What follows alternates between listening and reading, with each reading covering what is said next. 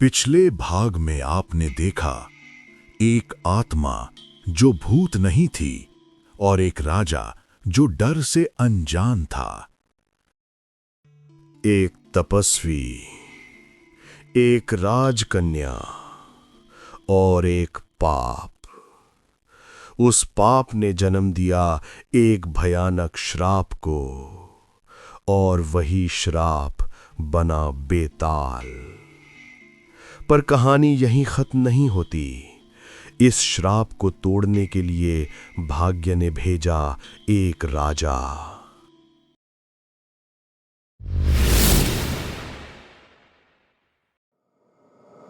बेताल का जन्म श्राप से हुआ, पर श्राप किसने दिया? बहुत पुरानी बात है, जब जंगल सिर्फ पेड़ों का नहीं, तपस्या का घर हुआ करता था। इस जंगल में एक तपस्वी रहता था जिसने जीवन के हर सुख का त्याग कर दिया था। ना भूख, ना नींद, ना मोह। पर भगवान भी तपस्वी को परखते हैं।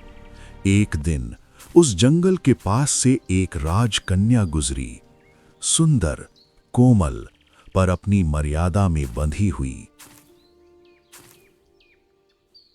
तपस्वी का मन, जो सालों से स्थिर था, उस पल हिल गया और वही हुआ जो कभी नहीं होना चाहिए था। तपस्या भंग हुई और एक पाप जन्म ले चुका था।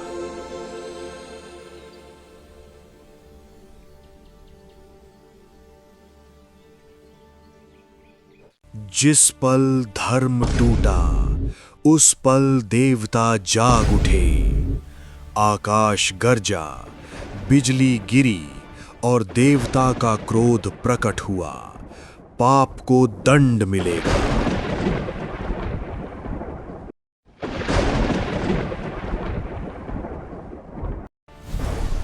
तुम न जीवित रहोगे, न मृत्यु को प्राप्त करोगे।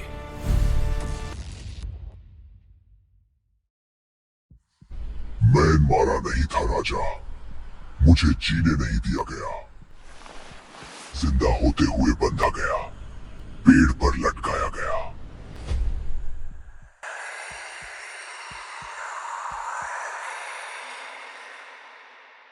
और उस रात आत्मा शरीर से अलग हो गई।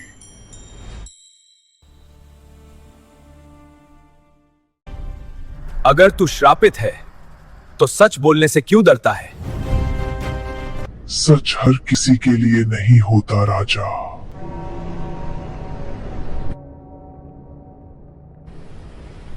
अब एक प्रश्न सुनो राजा। राजा विक्रमादित्य पहली बार चुप था।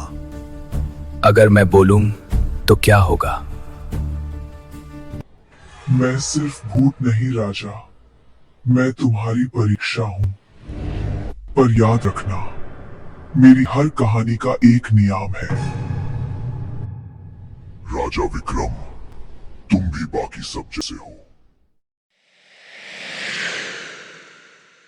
मुझे उठाओ और देखो क्या होता है। मैं राजा विक्रमादित्य हूं और मैं किसी आत्मा से नहीं डरता। सच जानते हो राजा, पर क्या उसे स्वीकार कर सकते हो? मैं कहानी सुनाऊंगा राजा, पर अगर तुम बोले तो मैं वापस पेड़ पर लौट जाऊंगा और तुम्हारी परीक्षा कभी खत्म नहीं होगी।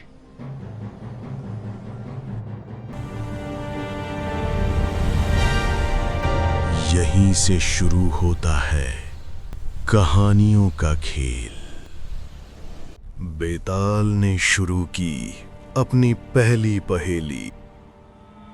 एक शहर था राजा, जहां न्याय बिकता था।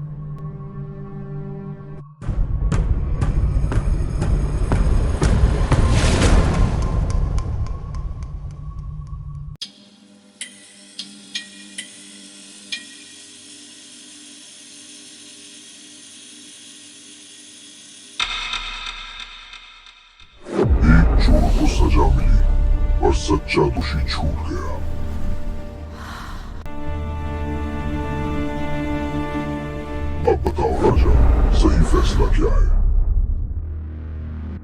क्या विक्रम बोलेगा या अपनी जुबान रोक लेगा? बेताल ने कहानी सुना दी। अब बारी है फैसले की। एक शब्द और सब कुछ खत्म। विक्रम जानता था, अगर बोला तो बेताल भाग जाएगा, पर अगर चुप रहा तो अन्याय जीत जाएगा। जो सच्चा दोषी है वही दंड का अधिकारी है। न्याय का मोल चुप रहकर नहीं चुकाया जाता। पर विक्रम रुका नहीं। राजा विक्रम, तुम हार गए, पर इसी हार में तुम जीत गए।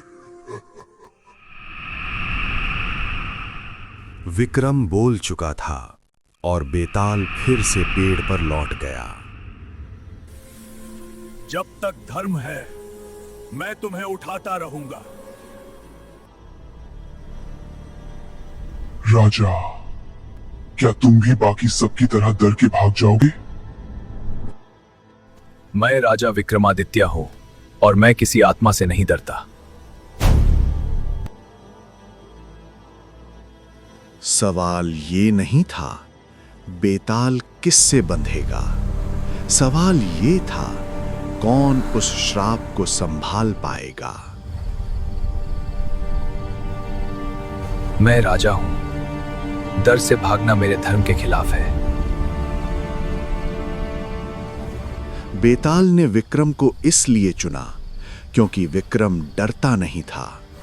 जो राजा शमशान के अंधेरे में भी अपने कदमों पर विश्वास रखे।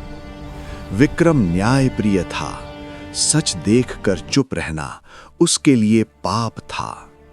बेताल को लालच नहीं चाहिए था, ना शक्ति, ना जीत। उसे चाहिए था एक ऐसा राजा जो धर्म से बंधा हो, क्योंकि श्राप तलवार से नहीं चरित्र से बंधता है। और विक्रम इसीलिए चुना गया।